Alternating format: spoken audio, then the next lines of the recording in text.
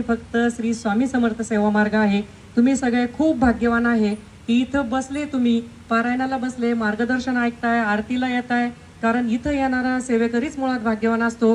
रोडवरून कित्येक जण जातात, विचार करतात इथं पारायण आहे, येऊ का, जाऊ का, मी रील पाहिलाय, मला पण स्वामी सेवा करायची, मला पण वाटतंय अमुक व्यक्तीचं स्वामी सेवेने चांगलं झालं, तमुकचं झालं.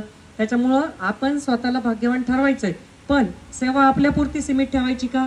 काही सेवेकरी सांगतात आमची 20-25 वर्ष सेवा झाली, आम्ही खूप जुने सेवेकरी, आम्हाला कोणीच काही सांगायचं नाही, आम्हाला सगळं कळतंय. मग नवीन व्यक्तींवर अधिकारवाणी गाजवणं, नवीन लोकांना वेड्यात काढणं, नियम समजून सांगताना आरडाओरडा, दमदाटी करणं, दादागिरी करणं, हो पाय धुवाना समजत नाही का, सॉक्स काढून यायचे, बेल्ट काढायचा कळत नाही का तुम्हाला, धूपधूप वळताना मध्ये यायचं नाही, हेच जर सौम्य भाषेमध्ये समजून सांगितलं तर नवीन लोक मार्गाप्रती दहशत भीती ठेवणार नाही.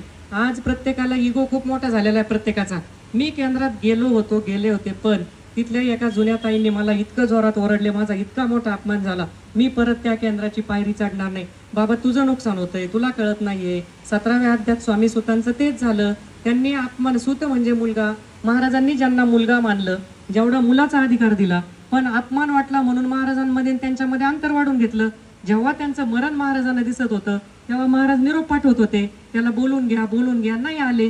म्हणजे साक्षात मरण दिसत असताना स्वामी सुतांनी आपला इगो पायी जर पुढचं महाराजांमधलं अंतर वाढवलं.